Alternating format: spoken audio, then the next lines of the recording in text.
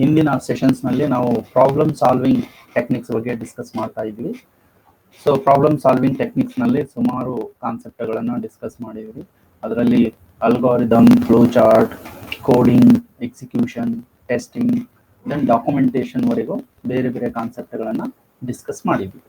Okay, so ಇವತ್ತಿನ sessions ನಲ್ಲಿ ನಾವು ಸಿ ಲ್ಯಾಂಗ್ವೇಜ್ ಅಂದ್ರೆ ಏನು, ಸಿ ಲ್ಯಾಂಗ್ವೇಜ್ ಯಾರು ಕಂಡುಹಿಡಿದ್ದು, ಅದರ ಹಿಸ್ಟ್ರಿ ಏನು, ಸಿ ಲ್ಯಾಂಗ್ವೇಜ್ ಎದಕ್ಕೆ ಬಳಕೆ ಮಾಡ್ತಾರೆ, ಅದರ ಕ್ಯಾರೆಕ್ಟರಿಸ್ಟಿಕ್ಸ್ಗಳು ಏನು ಅನ್ನೋದ್ರ ಬಗ್ಗೆ ಇವತ್ತಿನ ಕ್ಲಾಸ್ನಲ್ಲಿ ನಾವು ಡಿಸ್ಕಸ್ ಮಾಡ್ತಾ ಇದ್ದೀವಿ. ಸೊ ಮೊದಲಿಗೆ ನನ್ನ PPT ಶೇರ್ ಮಾಡ್ಕೋತೀನಿ.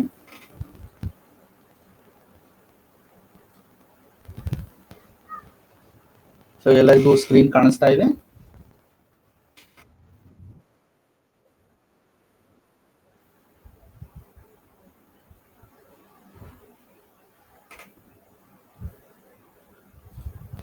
ಓಕೆ, ಸೊ ಸಿ ಲ್ಯಾಂಗ್ವೇಜು ಒಂದು ಕಂಪ್ಯೂಟರ್ ಪ್ರೋಗ್ರಾಮಿಂಗ್ ಲ್ಯಾಂಗ್ವೇಜ್. ಸೊ ಸಿಗೆ ಹೈ ಲೆವೆಲ್ ಪ್ರೋಗ್ರಾಮಿಂಗ್ ಲ್ಯಾಂಗ್ವೇಜ್ ಅಂತ ಹೇಳ್ತಾರೆ. ಯಾಕೆಂತಂದ್ರೆ C similar like English language ತರ ಇದೆ. ಇಂಗ್ಲಿಷ್ ನಲ್ಲಿ ಬಳಕೆ ಮಾಡುವಂತ ಸಿಂಪಲ್ ಸ್ಟೇಟ್ಮೆಂಟ್ಸ್ ಗಳನ್ನು ಯೂಸ್ ಮಾಡಿಕೊಂಡು ಕಂಪ್ಯೂಟರ್ ಪ್ರೋಗ್ರಾಮ್ ಬರೀಬಹುದು. ಹಿಂಗಾಗಿ ಸಿ ಅನ್ನೋದು ಒಂದು ಹೈ ಲೆವೆಲ್ ಪ್ರೋಗ್ರಾಮಿಂಗ್ ಲ್ಯಾಂಗ್ವೇಜ್ ಅಂತ ಹೇಳ್ತಾರೆ. ಈಗ ಬಳಕೆಯಲ್ಲಿ ಇರೋದೇ ಎಲ್ಲಾ ಲ್ಯಾಂಗ್ವೇಜ್ಗಳು ಹೈ ಲೆವೆಲ್ ಲ್ಯಾಂಗ್ವೇಜ್ಗಳೇ, ಆದರೆ ಬಹಳಷ್ಟು ಪಾಪ್ಯುಲರ್ ಆಗಿ ಅದು 72 ಇಂದ ಇಲ್ಲಿವರೆಗೂ ಇವತ್ತಿಗೂ ಕೂಡ ನಾವು ಸಿ ಲ್ಯಾಂಗ್ವೇಜ್ ಬಳಕೆ ಮಾಡ್ತಾ ಇದೀವಿ. ಯಾಕೆಂತಂದ್ರೆ ಅದರ ಪ್ರಾಮುಖ್ಯತೆ ಅಷ್ಟಿದೆ ಮತ್ತು ಅದು ಅಷ್ಟು ಬಳಕೆ ಆಗ್ತಾ ಇದೆ. ಆಮೇಲೆ C general purpose programming language ಕೂಡ ಹೌದು ಮತ್ತು ಸ್ಪೆಸಿಫಿಕ್ ಪರ್ಪಸ್ ಪ್ರೋಗ್ರಾಮಿಂಗ್ ಲ್ಯಾಂಗ್ವೇಜ್ ಕೂಡ ಹೌದು. ಸೊ ನಾನು ಹಿಂದಿನ ಸೆಮಿಸ್ಟರ್ ನಲ್ಲಿ ಹೇಳಿದ್ದೆ, ಹೈ ಲೆವೆಲ್ ಲ್ಯಾಂಗ್ವೇಜ್ ನಲ್ಲಿ 2 ತರ ಲ್ಯಾಂಗ್ವೇಜ್ ಇರುತ್ತೆ, ಜನರಲ್ ಪರ್ಪಸ್ ಮತ್ತು ಸ್ಪೆಸಿಫಿಕ್ ಪರ್ಪಸ್ ಅಂತ. ಜನರಲ್ ಪರ್ಪಸ್ ಅಂದ್ರೆ ಯಾವುದೇ ಸಾಫ್ಟ್ವೇರ್ ಅಪ್ಲಿಕೇಶನ್ ಸಿಸ್ಟಮ್ ಸಾಫ್ಟ್ವೇರ್ ಎರಡನ್ನೂ ತಯಾರು ಮಾಡ್ಲಿಕ್ಕೆ ಬಳಕೆ ಮಾಡ್ತಾ ಇದ್ರೆ ಅದು ಜನರಲ್ ಪರ್ಪಸ್ ಅಂತ. ಸ್ಪೆಸಿಫಿಕ್ ಪರ್ಪಸ್ ಅಂದ್ರೆ ಒಂದು ನಿರ್ದಿಷ್ಟ ಸಾಫ್ಟ್ವೇರ್ ಗಳನ್ನ ತಯಾರು ಮಾಡ್ಲಿಕ್ಕೆ ಬಳಕೆ ಮಾಡಿದ್ರೆ ಅದು ಸ್ಪೆಸಿಫಿಕ್ ಪರ್ಪಸ್ ಅಂತ. ಬಟ್ ಸಿ ಎಷ್ಟು ಅಡ್ವಾಂಟೇಜಸ್ ಲ್ಯಾಂಗ್ವೇಜ್ ಅಂದ್ರೆ ಇದರಲ್ಲಿ ಯಾವುದೇ ತರಹದ ಪ್ರೋಗ್ರಾಮ್ಸ್ ಗಳನ್ನ ಸಾಫ್ಟ್ವೇರ್ ಗಳನ್ನ ಡೆವಲಪ್ ಮಾಡಬಹುದು. ಸೊ ಇಲ್ಲಿ ಯಾವುದೇ ರೀತಿಯಾದಂತಹ ರೆಸ್ಟ್ರಿಕ್ಷನ್ ಇಲ್ಲ, ನೀವು ಇಂಥದ್ದೇ ಲ್ಯಾಂಗ್ವೇಜ್ ಬರೀಬೇಕು, ಇಂಥದ್ದೇ ಸಾಫ್ಟ್ವೇರ್ ತಯಾರು ಮಾಡಬೇಕು ಅಂತ ಲಿಮಿಟೇಷನ್ಸ್ ಗಳು ಇಲ್ಲ. ಹಿಂಗಾಗಿ ಇದು ಜನರಲ್ ಪರ್ಪಸ್ ಕೂಡ ಹೌದು ಮತ್ತು ಸ್ಪೆಸಿಫಿಕ್ ಪರ್ಪಸ್ ಲ್ಯಾಂಗ್ವೇಜ್ ಕೂಡ ಹೌದು ಅಂತ ಹೇಳಿ. ಆಮೇಲೆ ಸಿ ಇವತ್ತು ಬಹಳಷ್ಟು ಪಾಪ್ಯುಲರ್ ಆಗಿ ಅಪ್ಲಿಕೇಶನ್ ಪ್ರೋಗ್ರಾಮ್ಸ್ ಗಳನ್ನ, ಅಪ್ಲಿಕೇಶನ್ ಸಾಫ್ಟ್ವೇರ್ ಗಳನ್ನ ಡೆವಲಪ್ ಮಾಡ್ಲಿಕ್ಕೆ ಬಳಕೆ ಮಾಡ್ತಾ ಇದ್ದಾರೆ. ಸೊ ಅಪ್ಲಿಕೇಶನ್ ಅಂತಂದ್ರೆ ಈಗ ಉದಾಹರಣೆಗೆ ಸ್ಕೂಲ್ ಮ್ಯಾನೇಜ್ಮೆಂಟ್ ಇರ್ಬೋದು, ಹೋಟೆಲ್ ಮ್ಯಾನೇಜ್ಮೆಂಟ್ ಇರ್ಬೋದು, ಅಥವಾ ಯಾವುದೇ ಒಂದು ಡೇಟಾ ಸ್ಟೋರ್ ಮಾಡೋದಿರ್ಬೋದು, ಅಥವಾ ಇನ್ಫಾರ್ಮೇಶನ್ ಡಿಸ್ಪ್ಲೇ ಮಾಡೋದಿರಲಿ. ಸೊ ಇವೆಲ್ಲಕ್ಕೂ ನಾವು ಸಿ ಲ್ಯಾಂಗ್ವೇಜ್ ಅಪ್ಲಿಕೇಶನ್ ಸಾಫ್ಟ್ವೇರ್ ಅನ್ನ ಬೇರೆ ಬೇರೆ ಫೀಲ್ಡ್ ಗಳಲ್ಲಿ ಬೇಕಾದಂತಹ ಅಪ್ಲಿಕೇಶನ್ ಡೆವಲಪ್ ಮಾಡ್ಲಿಕ್ಕೆ ಬಳಕೆ ಮಾಡ್ತಾ ಇದ್ವಿ. ಹಾಗಾದ್ರೆ ಇದು ಎಲ್ಲಿ ಡೆವಲಪ್ ಮಾಡಿದ್ದು ಅಂತ. So it was developed at bell and T laboratory, America, USA ಅಂದ್ರೆ United States of America. Bell and T laboratory ಅಂತ ಇದೆ. ಸೊ ಇಲ್ಲಿ 1972 ನಲ್ಲಿ ಮೊಟ್ಟ ಮೊದಲಿಗೆ ಈ ಲ್ಯಾಂಗ್ವೇಜ್ ಅನ್ನ ಡೆವಲಪ್ ಮಾಡ್ಲಿಕ್ಕೆ ಪ್ರಾರಂಭ ಮಾಡಿದ್ರು. ಸೊ ಇದನ್ನ ಡೆವಲಪ್ ಮಾಡ್ಲಿಕ್ಕೆ 2 ಇಂಜಿನಿಯರ್ಸ್ ಅಥವಾ 2 ಪ್ರೋಗ್ರಾಮರ್ಸ್ ಗಳ ಒಂದು ಎಫರ್ಟ್ಸ್ ಇದೆ. ಒಂದು ಡೆನ್ನಿಸ್ ರಿಚಿ, ಇನ್ನೊಂದು ಬ್ರೈನ್ ಕರ್ನಿಂಗನ್ ಅಂತ ಹೇಳಿ.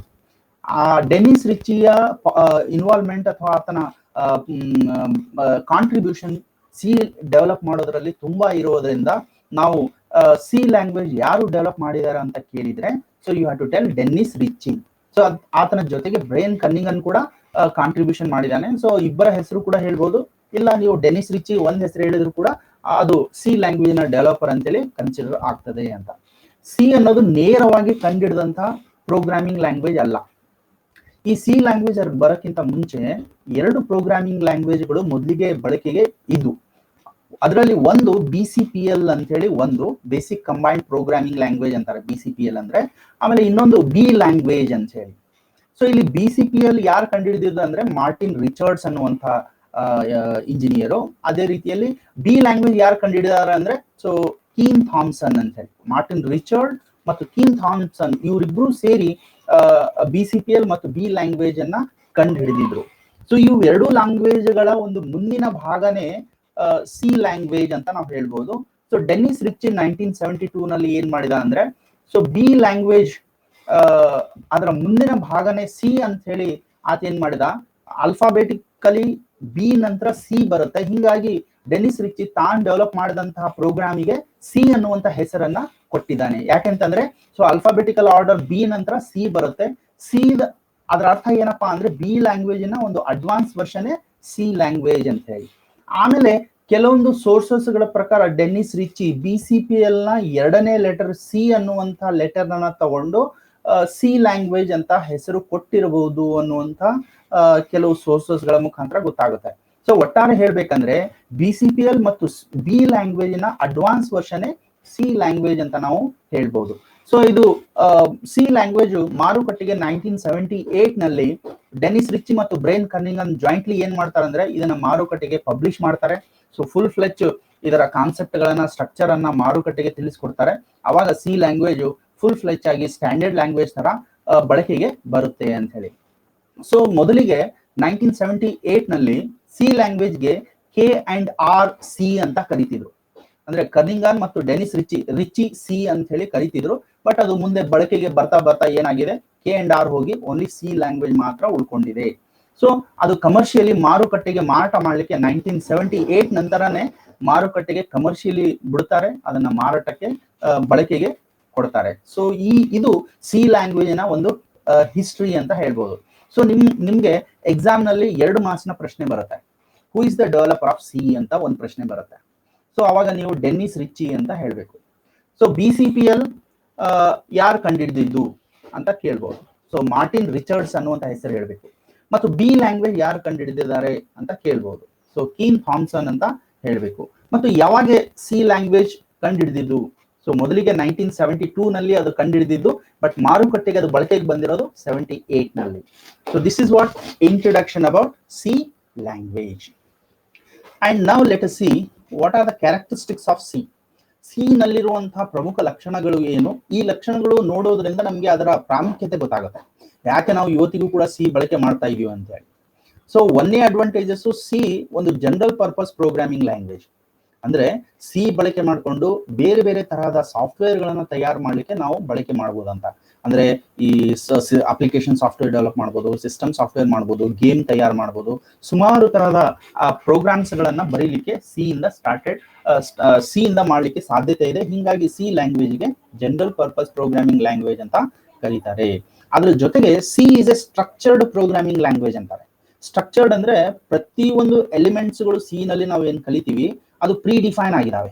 ಅಂದ್ರೆ ಅದರಲ್ಲಿ ಪ್ರತಿಯೊಂದು ಅಂಶವನ್ನ ಹೇಗೆ ಬರೀಬೇಕು, ಕಾಮ ಎಲ್ಲಿ ಹಾಕ್ಬೇಕು, ಡಾಟ್ ಎಲ್ಲಿ ಹಾಕ್ಬೇಕು, ಎಲ್ಲವೂ ಸ್ಪೆಸಿಫಿಕಲಿ ಹೇಳ್ಬಿಟ್ಟಿದ್ದಾರೆ.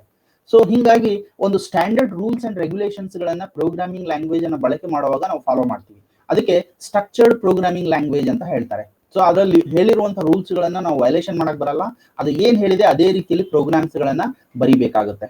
ಓಕೆ, ಅದರ ಜೊತೆಗೇನೆ ಸೊ ಸಿ ಅನ್ನ ಸಿಸ್ಟಮ್ ಸಾಫ್ಟ್ವೇರ್ ಡೆವಲಪ್ ಮಾಡ್ಲಿಕ್ಕೂ ಕೂಡ ಬಳಕೆ ಮಾಡ್ತಾರೆ. ಸಿಸ್ಟಮ್ ಸಾಫ್ಟ್ವೇರ್ ಅಂದ್ರೆ ಆಪರೇಟಿಂಗ್ ಸಿಸ್ಟಮ್ ಇರ್ಬೋದು. ಆಪರೇಟಿಂಗ್ ಸಿಸ್ಟಮ್ ಇವಾಗೆಲ್ಲ ನಾವು ವಿಂಡೋಸ್ ಯೂಸ್ ಮಾಡ್ತಾ ಇದೀವಿ, ಆಂಡ್ರಾಯ್ಡ್ ಅಂತಿದೆ, ಮ್ಯಾಕ್ OS ಅಂತಿದೆ, ಸುಮಾರು ತರದ ಆಪರೇಟಿಂಗ್ ಸಿಸ್ಟಮ್ಸ್ ಗಳು ಇದಾವೆ. ಈ ಆಪರೇಟಿಂಗ್ ಸಿಸ್ಟಮ್ ಗಳನ್ನ ಡೆವಲಪ್ ಮಾಡ್ಬೇಕಂದ್ರೆ ನಮ್ಗೆ ಸಿ ಬೇಕಾಗ್ತದೆ. ಅದರ ಜೊತೆಗೇನೆ ಸಿ ಒಳಗೆ ರಿಚ್ ಸೆಟ್ ಆಫ್ ಆಪರೇಟರ್ಸ್ ಗಳು ಇದಾವೆ. ಸೊ ಆಪರೇಟರ್ಸ್ ಗಳು ಎದಕ್ ಬೇಕು ಅಂದ್ರೆ ಕ್ಯಾಲ್ಕುಲೇಷನ್ ಮಾಡ್ಲಿಕ್ಕೆ. ಸೊ ನಾವು ಅಡಿಷನ್ ಮಾಡಬೇಕು, ಸಬ್ಸ್ಟ್ರಾಕ್ಷನ್ ಮಾಡ್ಬೇಕಂದ್ರೆ we need some special operators, ಅವುಗಳಿಗೆ ಅರ್ಥಮೆಟಿಕ್ ಆಪರೇಟರ್ಸ್ ಅಂತಾರೆ. ಸಿ ಒಳಗೆ ಸುಮಾರು ತರಹದ ಆಪರೇಟರ್ಸ್ ಗಳು ಇದಾವೆ. ಆ ಆಪರೇಟರ್ಸ್ ಗಳನ್ನು ಯೂಸ್ ಮಾಡಿಕೊಂಡು ಮ್ಯಾಥಮೆಟಿಕಲ್ ಲಾಜಿಕಲ್ ಆಪರೇಷನ್ಸ್ ಗಳನ್ನ ಮಾಡ್ಲಿಕ್ಕೆ ಸಾಧ್ಯತೆ ಆಗ್ತದೆ. ಅದರ ಜೊತೆಗೇನೆ ಸೊ ಪ್ರತಿಯೊಂದು ಸ್ಟೇಟ್ಮೆಂಟ್ಸ್ ಗಳನ್ನ ನಾವು ಬರೆಯುವಾಗ ಕಾಂಪ್ಯಾಕ್ಟ್ ರಿಪ್ರೆಸೆಂಟೇಷನ್ ಇದೆ ಮತ್ತು ಅದರದೇ ಆದಂತಹ ಎಕ್ಸ್ಪ್ರೆಷನ್ಸ್ ಗಳು ಇದಾವೆ. ಹೆಂಗ್ ಬರಿಬೇಕು ಅಂತ ಸಿಂಟ್ಯಾಕ್ಸ್ ಇದೆ. ಸೊ ಆ ಸಿಂಟ್ಯಾಕ್ಸ್ ಅನ್ನ ನಾವು ಫಾಲೋ ಮಾಡ್ಬಿಟ್ರೆ ಈಸಿಯಾಗಿ ನಾವು ಪ್ರೋಗ್ರಾಮ್ ಬರೀಬಹುದು. ಹೇಳಿ.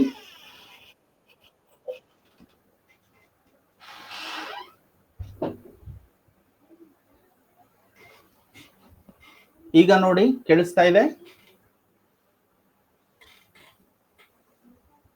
R you getting my voice? Okay.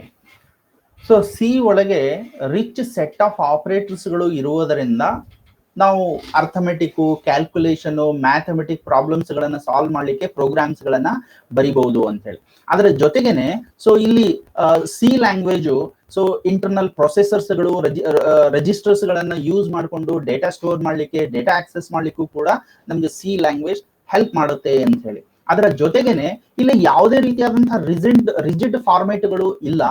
So ನೀವು ಒಂದೇ ಲೈನ್ ನಲ್ಲಿ ಪ್ರೋಗ್ರಾಮ್ ಬರೆದ್ರು ಕೂಡ ಎಕ್ಸಿಕ್ಯೂಟ್ ಆಗುತ್ತೆ, ಮಲ್ಟಿ ಲೈನ್ಸ್ ನಲ್ಲಿ ಪ್ರೋಗ್ರಾಮ್ ಬರೆದ್ರು ಕೂಡ ಎಕ್ಸಿಕ್ಯೂಟ್ ಆಗುತ್ತೆ. So there is no restriction ಗೆ ನೀವು ಹಿಂಗೆ ಪ್ರೋಗ್ರಾಮ್ ಬರೀಬೇಕು, ಒಂದೇ ಲೈನ್ ನಲ್ಲಿ ಬರೀಬೇಕು ಅಥವಾ ಮಲ್ಟಿ ಲೈನ್ ನಲ್ಲಿ ಬರೀಬೇಕು ಅಂತ ಏನು ನಿಯಮಗಳು ಇಲ್ಲ. ಆಮೇಲೆ ಸಿ ಅನ್ನೋದು ಪೋರ್ಟೇಬಲ್ ಲ್ಯಾಂಗ್ವೇಜ್ ಅಂತ ಹೇಳ್ತಾರೆ. ಪೋರ್ಟಬಿಲಿಟಿ ಅಂದ್ರೆ ನೀವು ಒಂದು ಕಂಪ್ಯೂಟರ್ ನಲ್ಲಿ ಪ್ರೋಗ್ರಾಮ್ ಬರೆದು ಅದು ಇನ್ನೊಂದು ಕಂಪ್ಯೂಟರ್ ನಲ್ಲಿ ಹಾಕಿದ್ರೆ ಅದು ವರ್ಕ್ ಆಗುತ್ತೆ. ಆದ್ರೆ ಸಿ ಬರೋಕ್ಕಿಂತ ಮುಂಚೆ ಬಳಕೆಯಲ್ಲಿರುವಂತಹ ಲ್ಯಾಂಗ್ವೇಜ್ ಹೆಂಗಿದ್ವು ಅಂದ್ರೆ ಯಾವ ಕಂಪ್ಯೂಟರ್ ನಲ್ಲಿ ಪ್ರೋಗ್ರಾಮ್ ಬರೆದಿವಿ ಅದೇ ಕಂಪ್ಯೂಟರ್ ನಲ್ಲಿ ನಾವು ಎಕ್ಸಿಕ್ಯೂಟ್ ಮಾಡಬೇಕಾಗಿತ್ತು. ಬಟ್ ಸಿ ಆ ರೀತಿಯಲ್ಲಿ ವರ್ಕ್ ಮಾಡಲ್ಲ. ಸೊ ಇಂಡಿಪೆಂಡೆಂಟ್ ಆಗಿ ನೀವು ಯಾವುದೇ ಕಂಪ್ಯೂಟರ್ ನಲ್ಲಿ ಆ ಪ್ರೋಗ್ರಾಮ್ ಹಾಕಿದ್ರು ಕೂಡ ಅದು ಸರಿಯಾದ ರೀತಿಯಲ್ಲಿ ವರ್ಕ್ ಮಾಡುವಂತ ಸಾಮರ್ಥ್ಯ ಹೊಂದಿರುತ್ತೆ. ಅದರ ಜೊತೆಗೇನೆ ಸೊ ಸಿ ಒಳಗೆ ಡೇಟಾ ಟೈಪ್ಸ್ ಗಳು ಇದಾವೆ. ಅಂದ್ರೆ ನೀವು ಬೇರೆ ಬೇರೆ ತರಹದ ಡೇಟಾಗಳ ಜೊತೆ ವರ್ಕ್ ಮಾಡಬಹುದು. ಅಂದ್ರೆ ನಂಬರ್ಸ್ಗಳು, ಕ್ಯಾರೆಕ್ಟರ್ಸ್ಗಳು ಅಥವಾ ಸ್ಟ್ರಿಂಗ್ಸ್ಗಳು ಅಥವಾ ಡೆಸಿಮಲ್ ಪಾಯಿಂಟ್ ನಂಬರ್ಸ್ಗಳು, ಈ ರೀತಿಯಲ್ಲಿ ವ್ಯಾಲ್ಯೂಸ್ ಗಳ ಜೊತೆಗೆ ನೀವು ಏನ್ ಪ್ರೋಗ್ರಾಮ್ ಬರೀಬೇಕಾಗಿದೆ ಆ ವ್ಯಾಲ್ಯೂಸ್ ಅನ್ನ ಡಿಫೈನ್ ಮಾಡ್ಲಿಕ್ಕೆ ಡೇಟಾ ಟೈಪ್ಸ್ ಅಂತ ಹೇಳಿ ಹಲವಾರು ಡೇಟಾ ಟೈಪ್ಸ್ ಗಳನ್ನ ಸಿ ಕೊಡುತ್ತೆ. ಅದರ ಜೊತೆಗೇನೆ ಸಿ ಒಳಗೆ ಬಳಕೆ ಮಾಡುವಂತ ಶಬ್ದಗಳ ಸಂಗ್ರಹ ಏನಿದೆ ಅಲ್ಲ ಅದಕ್ಕೆ ಲಿಮಿಟೆಡ್ ಇದಾವೆ. ಅಂದ್ರೆ less number of reserve words ಗಳು ಇದಾವೆ. ಅಂದ್ರೆ ಒಂದು ಭಾಷೆಯನ್ನ ಕಲಿಬೇಕಂದ್ರೆ ಆ ಭಾಷೆಯಲ್ಲಿ ಶಬ್ದಗಳು ಇರ್ತವೆ. ಸೊ ನಾವು ಇಂಗ್ಲಿಷ್ ಕಲಿಬೇಕಂದ್ರೆ ಡಿಕ್ಷನರಿ ಹೇಗೆ ರೆಫರ್ ಮಾಡ್ತೀವಿ ಅದೇ ರೀತಿಯಲ್ಲಿ ಸಿ ಲ್ಯಾಂಗ್ವೇಜ್ ನಲ್ಲಿ ಕೂಡ ಕೆಲವು ಶಬ್ದಗಳು ಇದಾವೆ. ಆ ಶಬ್ದಗಳು ಬಹಳಷ್ಟು ಇಲ್ಲ. So maximum within the 50 words ಒಳಗೇನೆ ಇದಾವೆ.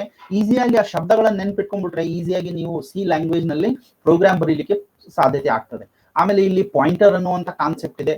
ಈ ಪಾಯಿಂಟರ್ ಯೂಸ್ ಮಾಡ್ಕೊಂಡು ನಾವೇನ್ ಮಾಡ್ಬೋದು, ಸೊ ಕಂಪ್ಯೂಟರ್ ಮೆಮೊರಿ ಜೊತೆಗೆ ವರ್ಕ್ ಮಾಡ್ಬೋದು.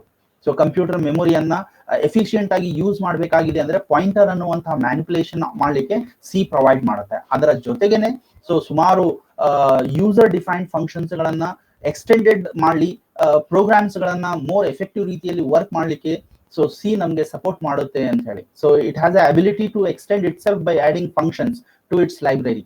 ಸೊ ಫಂಕ್ಷನ್ಸ್ ಗಳು ಅಂತ ಹೇಳಿ ಬರ್ತವೆ. ಹೇಗೆ ನೀವು ಎಕ್ಸೆಲ್ ನಲ್ಲಿ ಕಲ್ತಿರಿ ಸಮ್ಮು ಅಥವಾ ಎವರೇಜು, ಅದೇ ರೀತಿಯಲ್ಲಿ ಸಿ ಒಳಗೆ ಕೂಡ ಕೆಲವೊಂದು ರೆಡಿಮೇಡ್ ಫಂಕ್ಷನ್ಸ್ ಗಳು ಇದಾವೆ. ಇಲ್ಲ ನಿಮ್ಗೆ ಬೇಕಾದಂತಹ ಆಪ್ಷನ್ಸ್ ಗಳನ್ನ ನೀವೇ ಫಂಕ್ಷನ್ ಡಿಫೈನ್ ಮಾಡಿ ನೀವೇ ಬಳಕೆ ಮಾಡಬಹುದು. ಸೊ ಅಂತ ಒಂದು ಫೀಚರ್ ಗಳು ಸಿ ಲ್ಯಾಂಗ್ವೇಜ್ ನಲ್ಲಿ ಇದಾವೆ. So these are all considered as characteristics of C language ಅಂತ ಹೇಳಿ. ಸೊ ಎಕ್ಸಾಮ್ ನಲ್ಲಿ ನಿಮ್ಗೆ 5 ಮಾರ್ಕ್ಸ್ ಪ್ರಶ್ನೆ ಬರ್ಬೋದ್ರಿ. 5 ಮಾರ್ಕ್ಸಿನ ಪ್ರಶ್ನೆನಲ್ಲಿ ಅಟ್ಲೀಸ್ಟ್ ಒಂದು 5 ಪಾಯಿಂಟ್ಸ್ ಅನ್ನ ನೀವು ಬರೆದು ಬಿಟ್ರೆ ನಿಮ್ಗೆ 5 ಮಾರ್ಕ್ಸ್ ಸಿಗುತ್ತೆ. So what are characteristics of C ಅಂತ ಹೇಳಿ ಕೇಳಬಹುದು. ಓಕೆ, ಸೊ ಇದು ಆದ ನಂತರ next concept applications of C ಅಂತ. ಅಂದ್ರೆ ಸಿ ಎಲ್ಲೆಲ್ಲಿ ಬಳಕೆ ಆಗ್ತಾ ಇದೆ ಅಂತ ಹೇಳಿ. ಸೊ ಸಿ ನಾನು ಹೇಳಿರುವಂತೆ ಒಂದು ಪೋರ್ಟೇಬಲ್ ಲ್ಯಾಂಗ್ವೇಜ್ ಮತ್ತು ಎಫೆಕ್ಟಿವ್ ಆಗಿ ಎಕ್ಸಿಕ್ಯೂಟ್ ಮಾಡುವಂತ ಎಫಿಷಿಯನ್ಸಿ ಹೊಂದಿರುವಂತ ಒಂದು programming language.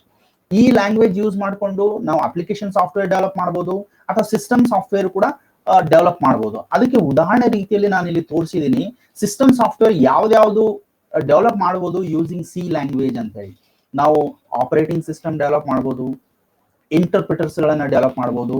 So operating system ಅಂದ್ರೆ ನಿಮ್ಗೆ ಗೊತ್ತಿದೆ, ಕಂಪ್ಯೂಟರ್ ಸ್ಟಾರ್ಟ್ ಆಗಿ ವರ್ಕ್ ಮಾಡ್ಬೇಕಂದ್ರೆ ಬೇಸಿಕ್ ಸಾಫ್ಟ್ವೇರ್ ನಮ್ಮ ಹತ್ರ ಆಪರೇಟಿಂಗ್ ಸಿಸ್ಟಮ್ ಇರಲೇಬೇಕು. ಓಕೆ, ಸೊ ಲೈಕ್ ನಮ್ಮಲ್ಲಿ ವಿಂಡೋಸ್ 10, ವಿಂಡೋಸ್ 7, ವಿಂಡೋಸ್ 8 ಹೇಗೆ ಯೂಸ್ ಮಾಡ್ತೀವಿ ಅದೇ ರೀತಿಯಲ್ಲಿ ಮೊಬೈಲ್ ನಲ್ಲಿ ಆಂಡ್ರಾಯ್ಡ್ ಯೂಸ್ ಮಾಡ್ತೀವಿ. ಇದೇ ರೀತಿಯಲ್ಲಿ ಲಿನಕ್ಸ್ ಅಂತ ಇದೆ, ಸುಮಾರು ಆಪರೇಟಿಂಗ್ ಸಿಸ್ಟಮ್ ಅದಾವ.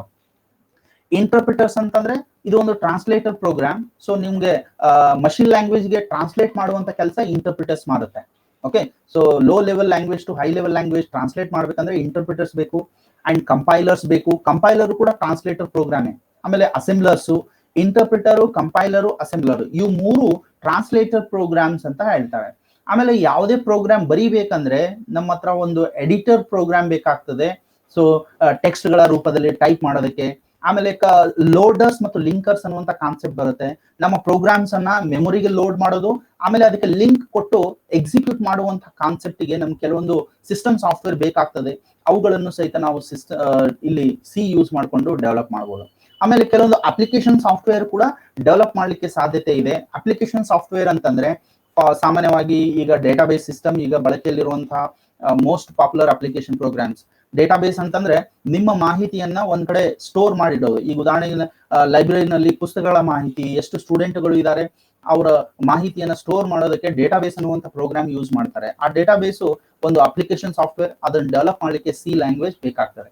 ಆಮೇಲೆ ಗ್ರಾಫಿಕ್ ಪ್ಯಾಕೇಜಸ್, ಸೊ ನೀವು ಫೋಟೋಶಾಪ್, ಕೊರೋಡ್ರಾ ಇಂಥ ಪ್ರೋಗ್ರಾಮ್ಸ್ ಗಳನ್ನ ನೋಡಿರ್ಬೋದು. ಅಂತಹ ಅಪ್ಲಿಕೇಶನ್ ಪ್ರೋಗ್ರಾಮ್ ಕೂಡ ಸಿ ಯೂಸ್ ಮಾಡ್ಕೊಂಡೇ ಡೆವಲಪ್ ಮಾಡ್ತಾರೆ. ಆಮೇಲೆ spreadsheet program, MS Excel ನೀವು ನೋಡಿದ್ರಲ್ಲ, ಸೊ ರೋಸ್ ಅಂಡ್ ಕಾಲಮ್ಸ್, ಅದಕ್ಕೆ ಸ್ಪ್ರೆಡ್ಶೀಟ್ ಅಂತ ಹೇಳ್ತಾರೆ. ಸೊ ಅದನ್ನು ಕೂಡ ಸಿ ಲ್ಯಾಂಗ್ವೇಜ್ ಯೂಸ್ ಮಾಡ್ಕೊಂಡು ಡೆವಲಪ್ ಮಾಡಿದ್ದು. ಕ್ಯಾಡ್ ಮತ್ತು ಕ್ಯಾಮ್ ಅನ್ನುವಂಥ ಅಪ್ಲಿಕೇಶನ್ ಕಂಪ್ಯೂಟರ್ ಏಡೆಡ್ ಡಿಸೈನ್ ಅಂತಾರೆ ಕ್ಯಾಡ್ ಅಂದ್ರೆ. ಆಮೇಲೆ ಕ್ಯಾಮ್ ಅಂದ್ರೆ ಕಂಪ್ಯೂಟರ್ ಏಡೆಡ್ ಮ್ಯಾನುಫ್ಯಾಕ್ಚರಿಂಗ್ ಅಂತ ಹೇಳ್ತಾರೆ. ಇವಾಗ ಕಂಪನೀಸ್ ಗಳಲ್ಲಿ ವಸ್ತುಗಳನ್ನು ಉತ್ಪಾದನೆ ಮಾಡ್ಬೇಕಂದ್ರೆ ಈ ಕ್ಯಾಡ್ ಕ್ಯಾಮ್ ಯೂಸ್ ಮಾಡ್ಕೊಂಡೆ ವಸ್ತುಗಳ ಉತ್ಪಾದನೆ ಮಾಡ್ತಾರೆ. ಅಂದ್ರೆ ಮಷಿನರಿ ರೋಬೋಟಿಕ್ ಮ್ಯಾನುಫ್ಯಾಕ್ಚರಿಂಗ್ ಕಾನ್ಸೆಪ್ಟ್ಗಳು ಏನಿದಾವೆ ಈ ಕ್ಯಾಡ್ ಕ್ಯಾಮ್ ಸಾಫ್ಟ್ವೇರ್ ಇಂದ ಕಂಟ್ರೋಲ್ ಮಾಡಲಾಗುತ್ತೆ. ಆಮೇಲೆ word processor program MS Word, so ಅದು ಕೂಡ ಸಿ ಇಂದಾನೆ ತಯಾರು ಮಾಡಿದ್ದು. ಆಮೇಲೆ ಆಫೀಸ್ ಆಟೋಮೇಷನ್ ಪ್ರೋಗ್ರಾಮ್ಸ್, ಲೈಕ್ ಒಂದು ಆಫೀಸ್ ನಲ್ಲಿ ಸ್ಟೂಡೆಂಟ್ ಅಡ್ಮಿಷನ್ ರಿಸಿಪ್ಟ್ ಜನರೇಟ್ ಮಾಡಿ ಕೊಡೋದು, ಇದಕ್ಕೆ ಬೇಕಾದಂತಹ ಸಾಫ್ಟ್ವೇರ್ ಗಳಿಗೆ ಆಫೀಸ್ ಆಟೋಮೇಷನ್ ಅಂತ ಹೇಳ್ತಾರೆ. ಸೊ ನೀವು ನಮ್ಮ ಕಾಲೇಜ್ ನಲ್ಲಿ ಅಬ್ಸರ್ವ್ ಮಾಡಿರ್ಬೋದು. ಸೊ ಆ ಪ್ರೋಗ್ರಾಮ್ ಕೂಡ ಸಿ ಇಂದ ತಯಾರು ಮಾಡಿದ್ದು. ಆಮೇಲೆ ಕೆಲವೊಂದು ಸೈಂಟಿಫಿಕ್ ರಿಸರ್ಚ್ ಇಂಜಿನಿಯರಿಂಗ್ ಬೇಕಾದಂತಹ ಪ್ರೋಗ್ರಾಮ್ಸ್ ಗಳನ್ನು ಸಹಿತ ನಾವು ಸಿ ಲ್ಯಾಂಗ್ವೇಜ್ ಯೂಸ್ ಮಾಡಿಕೊಂಡು ಡೆವಲಪ್ ಮಾಡಬಹುದು. So these are the applications of C language ಅಂತ ಹೇಳ್ತಾರೆ. ಸೊ ಎಕ್ಸಾಮ್ ನಲ್ಲಿ ನಿಮ್ಗೆ 5 ಮಾರ್ಕ್ಸ್ ಕ್ವಶನ್ ಕೇಳಬಹುದು, ಇಲ್ಲ 2 ಮಾರ್ಕ್ಸ್ ನ ಪ್ರಶ್ನೆ ಬರಬಹುದು. ಸೊ ಯಾವ್ದಾದ್ರು 2 ಅಪ್ಲಿಕೇಶನ್ಸ್ ಆಫ್ ಸಿ ಬರೀರಿ ಅಂತ ಹೇಳಿ 2 ಮಾರ್ಕ್ಸ್ ನಲ್ಲಿ ಕೇಳಬಹುದು, ಅಥವಾ what are applications of C ಅಂತ ಕೇಳಿದ್ರೆ 5 ಮಾರ್ಕ್ಸಿನ ಪ್ರಶ್ನೆ ಕೂಡ ಬರಬಹುದು. ಸೊ ಇವೆರಡೂ ಪ್ರಶ್ನೆಗೆ ಉತ್ತರವನ್ನ ನೀವು ಸಿಸ್ಟಮ್ ಸಾಫ್ಟ್ವೇರ್ ಮತ್ತು ಅಪ್ಲಿಕೇಶನ್ ಸಾಫ್ಟ್ವೇರ್ ಎಕ್ಸಾಂಪಲ್ ಆದ್ರೂ ಬರಿಬಹುದು, ಅಥವಾ ಅದರ ಒಂದೊಂದೇ ಸೆಂಟೆನ್ಸ್ ನಲ್ಲಿ ಅದರ ಮೀನಿಂಗ್ ಬರೆದು ಕೂಡ ಎಕ್ಸ್ಪ್ಲೇನ್ ಮಾಡಬಹುದು. So these are the applications of C language.